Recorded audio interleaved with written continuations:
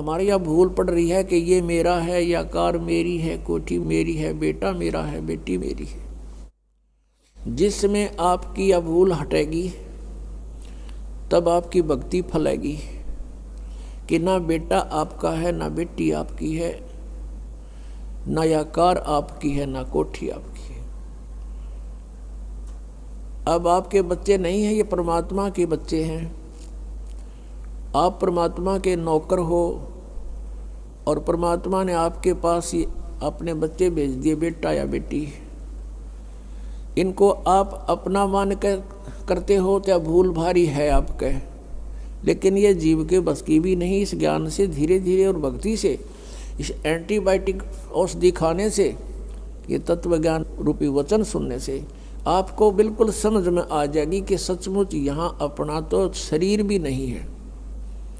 तो हमने इन बच्चों को जो आपको भगवान ने दिए हैं, इनके दास नौकर बनकर आपने इनकी परवरिश करनी है। भगवान से डर के इनकी सेवा करनी है, जैसे एक नौकरानी और एक नौकर मालिक के बच्चों की कितनी केयर टेक करता है। इस दास को इतिहास अब याद आते हैं, उदाहरण आते हैं जो संसार में घटे हुए हैं। भगवान ने जो हमें उदाहरण दिए हैं वो सत्य हैं। एक समय दास जब सर्विस करता था, ऑफिस में बैठा था और सामने गली थी, सड़क, और ऑफिस से 2 मकान छोड़कर लेफ्ट साइड में एक बहुत बड़े धनवान व्यक्ति का मकान था, कोठी थी। उसकी एक पुत्री थी, लड़की ज़्यादा से ज़्यादा 8-9 वर्ष की होगी। उसके लिए एक नौकरानी छोड़ रखी थी और उस लड़की का स्कूल वहाँ से ज़्यादा 10 फरलांग होगा, यानी 2000 फुट मुश्किल से 5 एकड़ की दूरी पर। तो वो लड़की को नवाती धवाती, उसके सारे कपड़े चेंज करती और सारा उसको व्यवस्था रखती, खाना पीना दूध सब समय पर खिलाती। और उसको जब छोड़ने जाती थी स्कूल में, पैदल छोड़ के आती थी, थोड़ी दूरी थी, तो वो क्या करती थी, जून के महीने में एक छोटा सा छाता लेकर लड़की पर तो छाता रखती थी और स्वयं धूप में जलती थी, क्योंकि वो मालिक की बेटी थी। और जब उसको नौकरी से निकाल दिया, उसने झांका भी नहीं उधर, और पहले वो उसको इतना प्यार देती थी, शायद माँ भी नहीं दे सकती। तो ऐसे ही हमने इनको मालिक के बच्चे जानकर, और हम सभी यहाँ कष्ट में हैं, दुखी हैं, एक दूसरे को समझकर, जैसे एक सास बहू है और सास बहू का कहते हैं कुत्ते बिल्ली वाला बैर हो जाता है। ऐसा क्यों है? बिना ज्ञान के गाटा जुड़ रहा है। और फिर कहते हैं जैसा दर्द आपने हो ऐसा जान बिराने। अब जैसे घर का मुखिया है, सास है, उसके अधीन पुत्र वधू है, अब उसके साथ दुर्व्यवहार करेगी तो उसकी आत्मा रोएगी, बोल सकती नहीं। तो वो आत्मा की जो पुकार है वह भगवान के दरबार में डिपॉजिट होती है और उसका प्रतिफल बहुत भयंकर होता है। फिर क्या होता है कि कई जगह ऐसा है कि पुत्र वधू इतनी हैवी है सास पर, उसको तंग करती है, तो उस समय युज्ञान याद रखना चाहिए कि हम इस काल ने ऐसी व्यवस्था में जोड़ रखे हैं, क्योंकि यहाँ व्यवस्था ऐसी है। अब जवान बच्चे का और बूढ़े का कभी भी मेल नहीं मिले, ना मन मिले, ना व्यवहार मिले, ना विचार मिले, और फिर रहना इकट्ठा, सास और बहू ने इकट्ठा रहना और कति विचार नहीं मिले, यह गारंटीड बात है। और इसलिए झगड़ा रहेगा, यह भी रहेगा, लेकिन इसका समाधान इस ज्ञान से होगा। देखो, कोई भी घर में हानि करके प्रसन्न नहीं हुआ करता, कोई भी नुकसान करके राजी नहीं, लेकिन हो जाता है। और फिर उसके ऊपर एक दूसरे के साथ खींचातानी करे, तूने ऐसा कर दिया, तू ऐसा करता है, ये करता है। को बालक है उसने प्यार से समझा दे, लेकिन नुकसान जो होना है आपके भाग्य में पूर्व निर्धारित है, वो होके ही रहेगा। और वो नुकसान तो हो लिया और फिर वो झगड़ा बाकी रह गया, बेमतलब की टेंशन। जब आप परमात्मा की शरण में आ जाओगे, ये हानि भी नहीं होगी आपके, सत्कर मान लेना। और इस ज्ञान से जब ये मन बकवाद करेगा, इस ज्ञान रूपी लगाम से ये रुकेगा, एक सास बहू थी, बुढ़िया बहुत लड़ा करती अपनी पुत्र वधू के साथ, इकलौता पुत्र था। अब बेटा न्यों सोचा करता भाई माँ की बात नहीं मानी तो माँ की आत्मा दुख पाओगी, वो भी अपनी पत्नी को ही धमकाया करता, गलती होती चाहे ना होती, माँ को प्रसन्न करने के लिए। और बुढ़िया बहुत कलियारी थी। अब पुण्यात्मा एक परमात्मा लीला बख्शते हैं, करते हैं, दया करते हैं। एक बहन सत्संग में जाया करती थी बुढ़िया माई, वो उनके घर चली गई, कुदरती परमात्मा भेजते हैं। और वह बुढ़िया लाग रही कति श्लोक सुनान अच्छी बुंडी कहना अपनी पुत्र वधू को, और वह बेचारी बोल रहा नहीं। अब बोलूँगी तो फिर सामने अपने बेटे दगड़वाएगी, तो वह बेचारी चुप रहने में अपनी खैर समझ रही थी। अब उस बहन जो सत्संग में जाती थी, परमात्मा परमेश्वर के विचार सुनती थी, उसने सोचा ही तो नरक हो रहा है इनका घर। उसने उस बुढ़िया को सहज सहज प्यार से कहा, बहन सत्संग में चलेगी? ना हम नहीं जाया कर सत्संग में, ये तो उड़गी जाया कर ठाली, जिन्हें कोई काम कोई ना। हर बुढ़िया ने काम बहुत लड़ने का, और काम नहीं उसने, वो छूटे ना उसने फिर दूसरे तीसरे दिन फिर कहा कि आए एक बार मेरे साथ चल, कोई भी ना रही मेरे साथ चलन वाली, और मैं अकेली रहेगी, सत्संग में जाना है, जल्दी आ जावांगे। वह उसकी मुंह लागती सी थी। उस दिन वह बुढ़िया उसके साथ चलेगी। अब साथ चलेगी तो वह सत्संग सुना, सत्संग सुने तो पुण्यात्मा असर होया कर, ऐसी बात नहीं। जब तक हम कुएं के मेंढक बने रहेंगे, हम उसी क्रियाओं से लिप्त रहते हैं, वैसे ही विचार हमारे बने रहते हैं, और ज़्यादा ही दुख और बुराइयां हमारे अंदर प्रवेश होती रहती हैं। बुढ़िया ने सुने विचार, उसकी तो एकदम जो है ना एकदम परिवर्तन आ गया उसके अंदर। सचमुच हमने आपस में नहीं किसी को दुखी करना चाहिए। कथा सुनाई गई कि एक व्यक्ति था,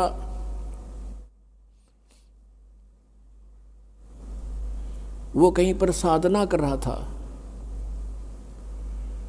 बैठा था, साधना कर रहा था, और एक गाय भागी जा रही थी, और वो गर्भवती थी, और उसको ये आभास हो गया था कि कोई कसाई उसके पीछे पड़ा हुआ है। वो आगे वन में ओझल होगी। शिकारी वहाँ आया, उस साधक से उसने पूछा, गाय देखी आपने? कहते मुंह से नहीं बोला, उसने हाथ कर दिया ऐसे, किधर गई? वो कसाई ने वह गाय ढूंढ ली, वो मार दी। उसका भी प्रतिफल उसको भोगना पड़ा। कहते हैं फिर उसकी बाजू कट गई। इतना भी हम सहयोग देते हैं किसी अन्य दुष्कर्म के अंदर, इतना भी हमें हानि होती है। जैसे हमने मना किया है बीड़ी शराब मांस तम्बाकू पीना नहीं है, और किसी को पीने में सहयोग भी नहीं देना, उठा के भी नहीं देना, उसमें भी हानि होगी। आपको मर्यादा सारी पालन करनी होगी। कहने का भाव ये है कि एक व्यक्ति था और उसकी पत्नी बहुत लड़ा करती, बहुत झगड़ा करती थी, बहुत बुरा बोलती थी। तो किसी ने, वो जो व्यक्ति था अगले जन्म में जिसकी बाजू कटी थी, वो साधना कर रहा था, साधना कर रहा था, कहीं पर अगले जन्म में भक्त बन गया। तो उसकी किसी ने आकर के अचानक पहले तो उससे पैसे पूछे, बाबा जी पैसे निकाल सारे। पैसे नहीं है भाई मेरे दो, उसकी बाजू काट दी। अब उसने सोचा भाई मैं भक्ति भी कर रहा हूँ और यह आपत्ति मेरे पर कैसे आ गई। उसने सोचा भी मैं इसका किसी से कारण पूछूं, मेरा कौन से जन्म का पाप था। किसी ने बता दिया भाई इस गाँव के अंदर एक भगत है और वो पीछे बीती हुई बता देता है, पिछली बता देता है, भविष्य की नहीं जानता। वो उसके घर पर गया तो उसने पता लगा कि वो घर से बाहर गया हुआ है। फिर भी उसने सोचा घर पे पता करता हूँ। जब वो घर पे गया तो उसकी पत्नी से पूछा कि ऐसे ऐसे वो कहाँ है भगत। हुआ उसकी पत्नी लगी गाली देने कि तेरे जैसा ढेड वो है, अंडा धक्के खांदा जिस तरह तू खावे है। पता नहीं के सुना दी। अब जिसका हाथ कटा हुआ था उसने सोची भाई मैं तो गलत आ गया, मेरे साथ मजाक कर दिया दिखे ना, भगता के घर में कैसी बात होया करे, इसी ने कमी होया करे। वो वापस चल पड़ा। रास्ते में किसी ने बता दिया कि तू जिसका घर पूछा था ये आ रहा वो व्यक्ति। उसने उसको सोचा ले चल आया है बाहर बात कर लेता हूँ। राम रमी हुई, नमस्कार हुआ, कुशल मंगल पूछा। उस जिसका हाथ कटा हुआ था उसने पूछा कि भाई एक बात बता, क्या तू पीछे की जानता सारी? कहाँ जी, दया है भगवान की। भाई पहला मेरी तो पाछा बताइए, पहला तू अपनी बताया, तेरे घर में इसी बूंदी कड़ी आ रही क्यों करा रही है? ऐसी बेहुदा बोली वाह न बोला, यह भी बताऊं, पहला यह सुन ले तू। पिछले जन्म में मैं था काग, या थी गधी, और जब कुमारिश ने छोड़ देता इसकी कमर टूटी हुई होती थी, मैं इसकी वो खाता था, टूटी हुई कमर से उन जख्मों से मांस खाता था। तो आज भाई ये अपना बदला ले रही है मेरे से, और ये इतने जख्म करेगी मेरा जितने मन न कर रखे हैं। तब उसने पूछा भी फिर मेरा हाथ क्यों कर कटा? मैं तो भगत आदमी, और ये कैसे जुल्म हुआ मेरे साथ? उसने बताया कि पिछले जन्म में भी तू भगत था और तूने एक गाय के कटने में सहयोग दे दिया, तूने न्यू हाथ कर दिया कि इधर गई, बोला नहीं तू ऐसे गई, इससे तेरा हाथ कटा। अब कहते हैं तुमने दरगाह का मैल नहीं देखा, धर्मराज के तिल तिल का लेखा। अब इस तरह कहते तुम एक दूसरे को सताओगे तो तुम्हें आगे फिर दंड भोगना पड़ेगा। वह बुढ़िया के बात समझ में आएगी, मैंने तो जुल्म कर दिया। उसके बाद अपनी पुत्र वधू को वो बिल्कुल शांत रहे, बोले ही नहीं फालतू। सत्संग में ये भी सुनाया गया कि जो कुछ हानि होनी है वह तो हो चुकी, और पाछा वो खाम खा महाभारत बनाने की कोई आवश्यकता ही नहीं। वो तो दूना दुख पैदा करने वाला वो वस्तु आवे नहीं वापस।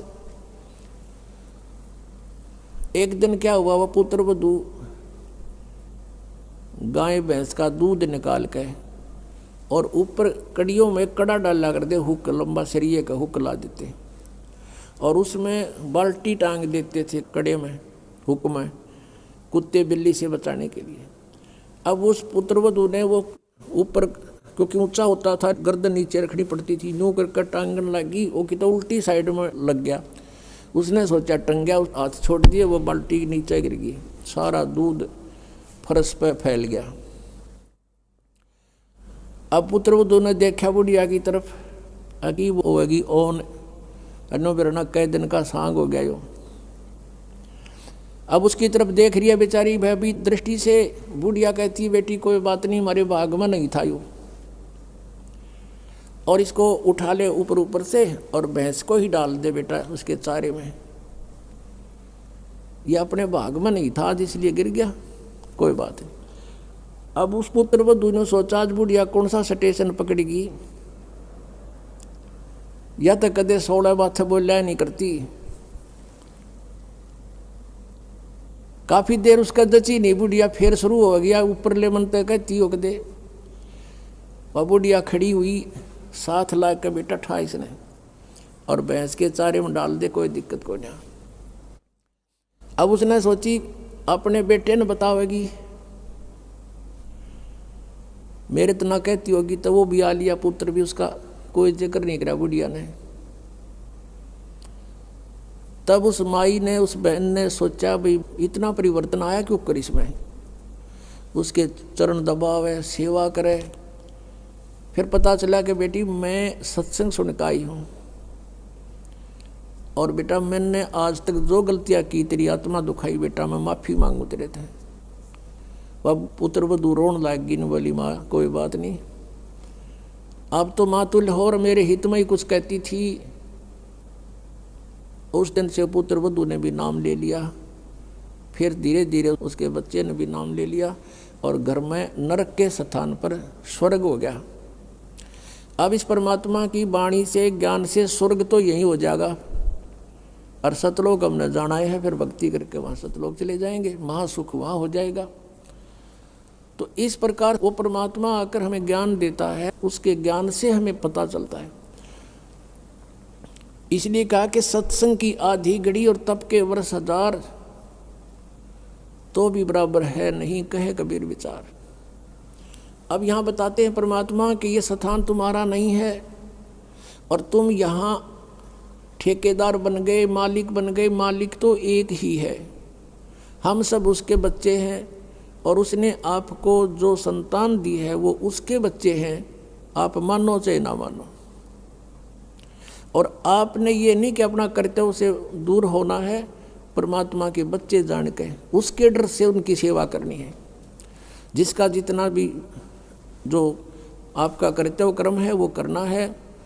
उनको पढ़ाना है तो पढ़ाना है, कपड़े वस्त्र की आवश्यकता वो भी व्यवस्था करनी है, विवाह शादी भी करनी है, तो परमात्मा के बच्चे जान के करनी है। और जब यहाँ से चलोगे, जैसे वो नौकरानी निकाल दी गई थी, उसके सपने में भी ना आया, वह मेरी बेटी थी। तो पुण्यात्माओं, ये स्थिति आपकी जब आवेगी ऐसी बात नहीं, क्योंकि ज्ञान से ही अज्ञान हटता है। हम अज्ञानवश आप एक कुर्ता पर आकर मन अपना मान लिया, किसी का बच्चा जा रहा हो है कहीं पर, और उसको तुम अपनी तरफ से कुर्ता पजामा पर आकर अपने घर बैठा लो, मेरा है ना जो मेरा है, या कोई बात हुई? तो हमने इस जीव को एक कुर्ता परा दिया, बेटा और बेटी का, और अपना मान लिया अगना मेरे हैं, या कोई समझदारी की हमने। तो इस प्रकार हमारा इस ज्ञान से मन हटेगा, सच्चाई की तरफ पहुंचेगा। अभी तक तो हम देखा ज्ञानवश ही अपना मान लेते थे, शरीर अपनाए नहीं है तो हम दूसरे को अपना कैसे मान बैठे। तो क्या बताते हैं परमात्मा, आगे गए ना बावड़े ये रहते भी सब जान, बिन साहेब की बंदगी कहीं ठोड़े ठिकाना ना। जो यहाँ से मृत्यु को प्राप्त होकर चले गए उन्हें तो आकर बताया नहीं हम कहाँ गए, के बनी हमारे साथ। और जो शेष बचे हैं वो भी जाएंगे, बिन साहेब की बंदगी की तरह ठोर ठिकाना ना। आज तुमने अपनी आकार कोठी मान रखी है मेरी है, कल मृत्यु होगी, पुण्य कर रखे आप जाओगे स्वर्ग में। स्वर्ग का समय आपका निर्धारित होगा, वो पूरा होते ही वहाँ से कहेंगे चलो चलो नरक में। नरक का समय पूरा होता कहेंगे चलो चलो गधे की योनि में। गधे का समय पूरा होता मृत्यु होगी, मृत्यु होती चलो फिर कुत्ते की योनि में। कुत्ते की योनि भोगी फिर चलो मनुष्य की योनि में। मनुष्य की योनि में ये आप देख रहे हो क्या करते हो, ये करते खत्म होते फिर चलो नरक में। तो ये चलो चलो सतलोक में मिटेगी। और उसके मिटाने का प्रोसीजर अब हमें पता लग गया। अब इस चलो चलो के नाश करने का, समाप्त करने का हमें पता लग गया, वह विधि का पता लग गया। परमात्मा ने क्या बताया है, जग सारा रोगिया रे जिन सतगुरु वैद न जाण्या। जग सारा रोगिया रे, जग सारा रोगिया रे जिन सतगुरु वैद न जाण्या। जग